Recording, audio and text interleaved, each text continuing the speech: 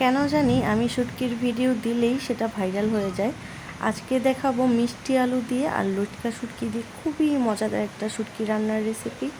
প্রথমেই এখানে সবগুলো উপকরণ খুব ভালোভাবে কেটে ধুয়ে নিয়েছি আর শুটকিগুলো একটু প্রথমে ভেজে তারপর পানি দিয়ে ধুয়ে নিয়েছি। তারপর তেল দিয়ে একটু ভেজে নিয়ে পেঁয়াজ কুচি আর আদা রসুনের পেস্ট দিয়ে ভালোভাবে ভেজে নিব। মশলাটা যেন পুড়ে না যায় সেজন্য সামান্য পানি দিয়ে রান্নার নর্মাল মশলা হলুদ মরিচ লবণ দিয়ে তারপর মিষ্টি আলুর সাথে কষিয়ে নিব। আর মিষ্টি আলুটা এখানে একটু লম্বা লম্বা করে কেটে নিয়েছি, সেটা তোমরা দেখতেই পাচ্ছ।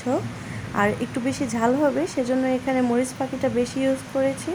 কষানোর জন্য পানি ব্যবহার করেছি, সেই সাথে কয়েকটা কাঁচামরিচের ফালি দিয়ে একটু ঢেকে দিব। ঢেকে কষানো হয়ে গেলে আবারও একটু পানি দিয়ে তারপর তরকারিটা রান্না করে নিব।